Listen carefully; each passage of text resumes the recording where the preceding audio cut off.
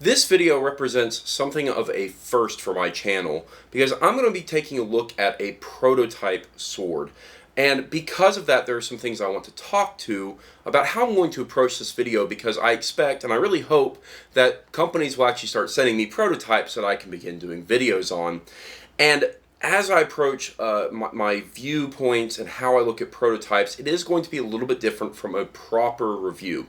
What this means is this video is going to follow very much the same structure as a standard review video of mine, which is I'll look at the aesthetics, I'll look at the functionality, and I'll draw conclusions based on those two things, based on what the intent of the sword is. And I will, in this case, instead of giving a score like I would in a review, I will give kind of my recommendations as to whether or not I think this is something that the final product might be worth looking into, and certainly, hopefully, at least my thoughts on it will give you enough insight to be an informed consumer of the final product. But I will not be giving it a full score, because I feel that giving a score to a prototype could either undercut or over-embellish the final product.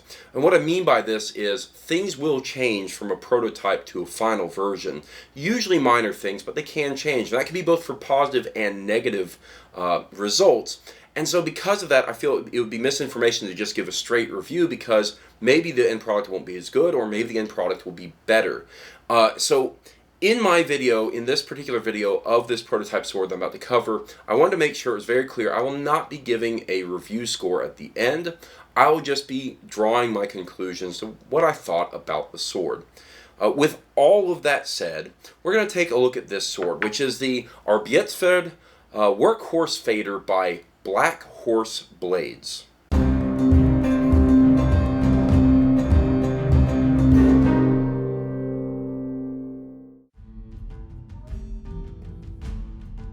A fader is a sport and competition training sword used for practice in German longsword fighting. The Arbeitspferd guard is based on a 15th century longsword guard. The pommel is a pear-shaped scent stopper. It has dual fullers running the length of the blade, and an épée wood core handle with stitched-on leather or a cord wrap. The Arbeitspferd is 50 inches total length, with a 12.25-inch handle and a 37.75-inch blade. The blade is made of Shock 7 steel, a 125 foot-pound carbon steel heat-treated to 57 RC. The blade is 1/4 inches thick and narrows to 3 millimeters on the last third to provide extra flex. The tip is a lobe tip. The guard is also Shock 7 steel heat-treated to 56 RC. This increases the safety of the fader, as the blade and guard will be able to take a lot of abuse. The Arbeitspferd has a Pommel Design, which allows the handle to be removed or replaced as needed. The pommel nut and lock washer are heat-treated to reduce stripping. The lock washer and pommel nut are also stable once tightened down, and are able to maintain a solid lock through hundreds of strikes. The handle is made of épée from FSC approved sources. Épée is a Brazilian hardwood with a Jenka hardness rating of 3,510 lbf. It has the same burn rating as concrete. The handle is wrapped and covered with stitched on veg-tanned leather. Veg-tanned leather is better for the environment, provides superior grip, and is able to be dyed multiple colors, so you can customize the color of your sword handle. This type of leather is also traditionally used for longswords and other medieval weapons. The Arbeitspferd is designed to be strong, durable, and able to withstand the demands of tournament use or training. Here are the specifications of the Arbeitspferd Workhorse Fader.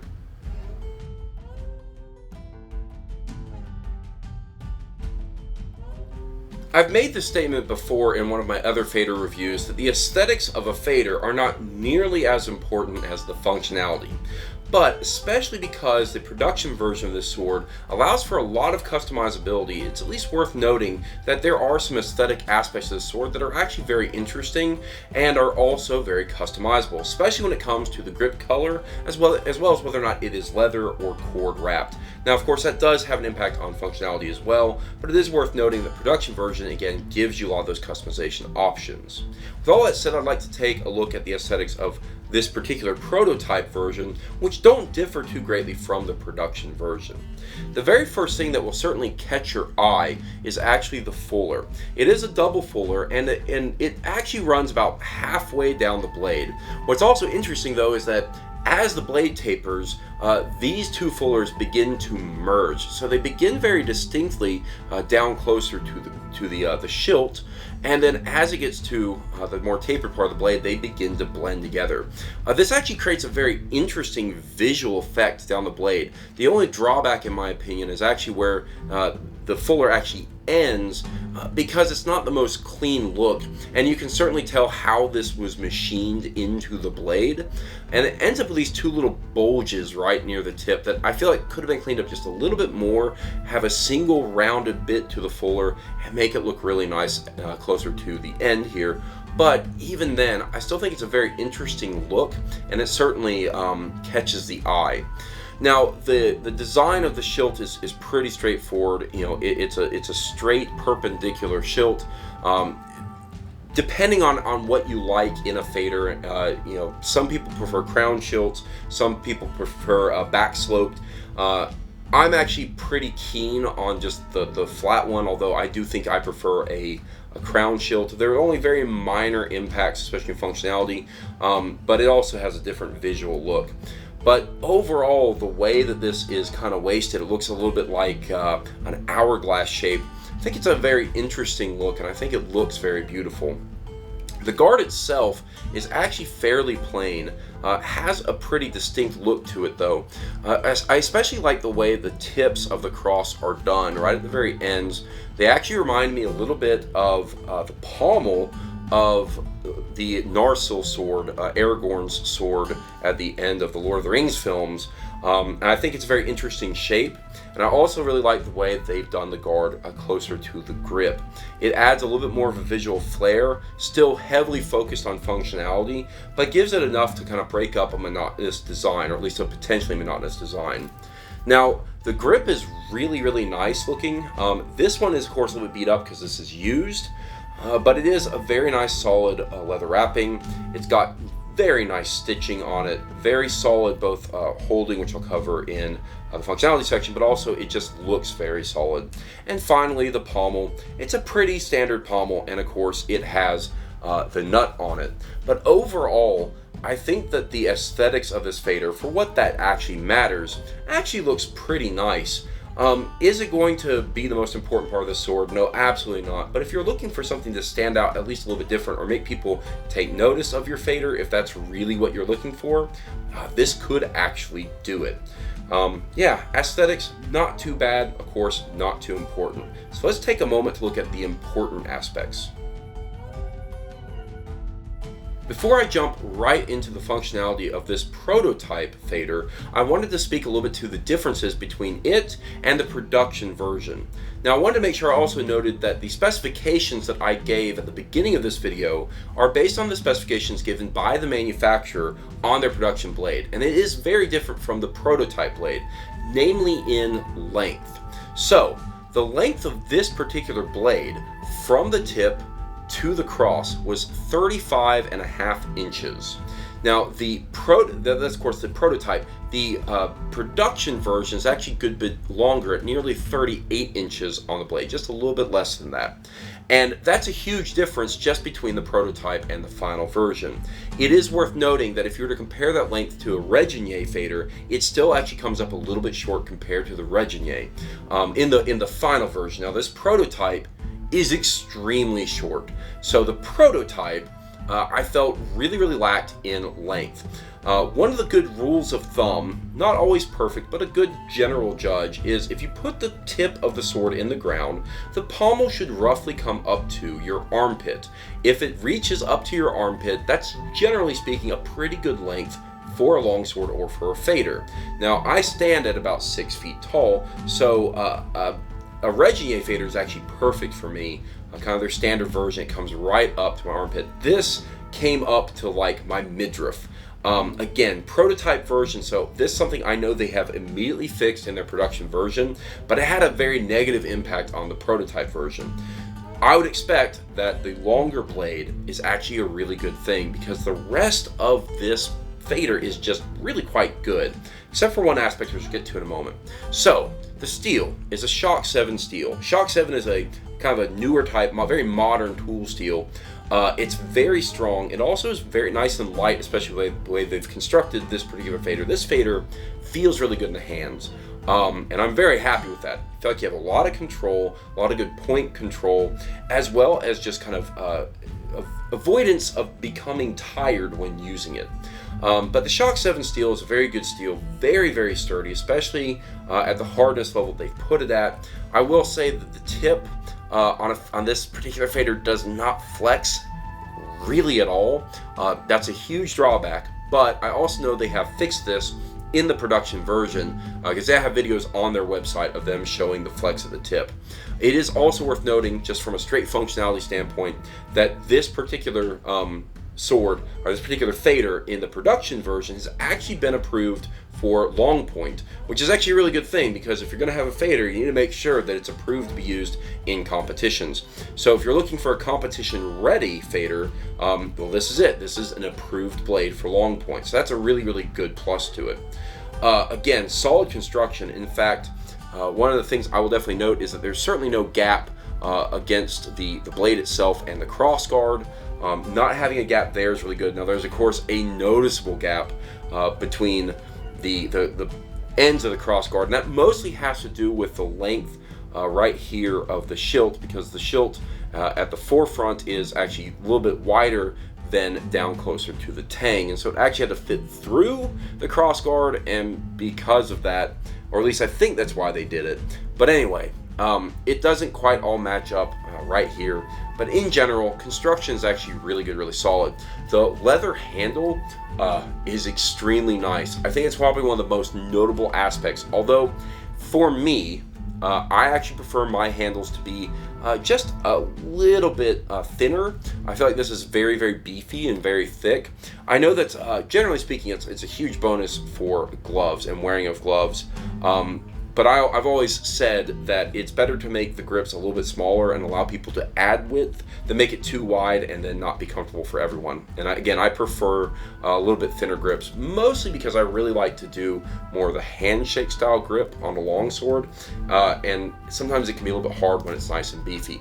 All that said, I still think it's a fantastic grip. And actually this leather, even though it's nice and shiny and looks very smooth, it doesn't slip. Even when you're a little bit sweaty, it's a really good grip. So I'm very happy with the leather wrapping on this, and because of the way it's done, and it is of course threaded and sewn together, it's not going to come apart like you might see in some other faders. And again, they actually offer a cord wrapping in the production version, which is very nice if you like cord wrap, because some people find that they can grip with that better, especially if they're a very, very sweaty person. And of course, in HEMA, you're always going to be sweating quite a lot. Now, from another aspect of functionality, I also really like the thread nut. Generally speaking, I really like peened, but of course, faders you beat up a lot, and because of that, you might get to the point where you need to kind of retighten things. Makes it really easy, as well as the potential for customization.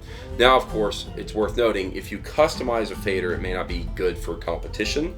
So you have to be aware, and you have to get it, again, kind of extra approved by different competition officials. And so that is, of course, worth noting. But this fader as a whole, even despite the little bit of shortness in the prototype version, it's really quite nice. I'm actually very impressed with the workmanship of it, with the craftsmanship of it, with how solid it is. I actually did get to use this, and I know it's been used by the person who loaned it to me, and overall it holds up. I can't even really see much more than like some slight dents in the edge. And I did practice against my Regine with this. Really light sparring. I didn't do anything super heavy, mostly because I don't want to use someone else's fader in a super heavy manner, even though I was given permission to. I prefer to respect the person's property, so I didn't really put it through its paces, but based on what I've seen, it can really hold up to it. Again, the biggest drawbacks, in my opinion, on the prototype was the shortness of the blade. That's been fixed. Also, the flex near the tip, that's also been fixed. The only other thing I'll note is that generally speaking, I like rolled tips in faders, especially for competition. These kind of bulged, flattened tips are okay. You actually see that in a lot of faders. However, generally speaking, a lot of competition officials prefer you then to put additional padding and safety protection on the tip. So again, something worth noting. But overall, yeah, it's actually a really nice functional piece. So very, very good craftsmanship and work from Black Horse Blades. As a whole, I feel that the Arbeitspferd Workhorse Fader from Black Horse Blades is a fine piece. I would be extremely happy to have the production version of this fader, so I think it would hold up extremely well. The choice of a Shock 7 steel, a very, very nice solid tool steel, is a very interesting choice, and I think it shows that this is a well-crafted blade that can handle a lot of abuse, and I would really love to put the production version through its paces. Now, I do feel that there are kind of two main drawbacks, one minor and then one really major. The first one is the tip. I prefer rolled tips personally. Mostly it has to do with just kind of the ease of just having the sword ready for almost any competition, whereas if you don't have a rolled tip, very often you have to do some extra modifications for certain competitions. And that's a minor thing. It's my own personal preference.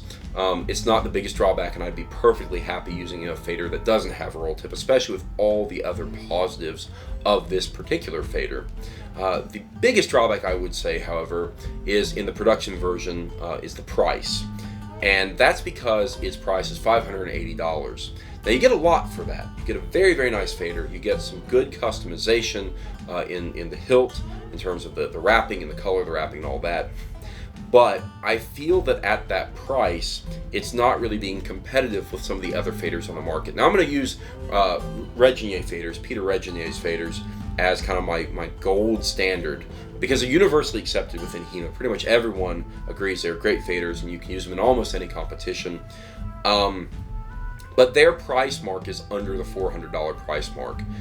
Depending on where you are and how much it costs for shipping, you can get them anywhere between, usually these days, about $350 to around $400. And this one coming in at $580 means that you're spending $180 extra for this particular fader. Now you're paying that for the Shock 7 steel, you're paying it for the customization, you're paying it for the slight difference in design, as well as spending it on a company that maybe isn't as well established, maybe doesn't have the production throughput to actually drive down their costs right now. But overall, would you be wasting your money? I don't know that you would be, especially if you're really, really into customization. But it's certainly, for someone on a budget, it might be a little bit too much. Overall, though, at the price, yeah, I actually think it's actually a great fader. I think it would be a good fader for the price. I just feel like the competition right now is actually going to undercut them a little bit too much. But I do think it's a very interesting approach to fader, and I think they've done a fantastic job, not just in design, but also in the construction and the implementation of the fader, making something really unique, really quite nice, and something that I would love to have. Again, I'm looking at the prototype version here. Their production version is very different in the specifications, but the general build quality I would expect to be very similar. Overall, great fader, very nice. I'm very happy with it. If you look at this and you think these are the things that I'm looking for, you should certainly check them out. Very nice. And this is the Arbeitspferd Workhorse Fader by Black Horse Blades. I think it's a fine piece, and I think you should go check them out whenever you can.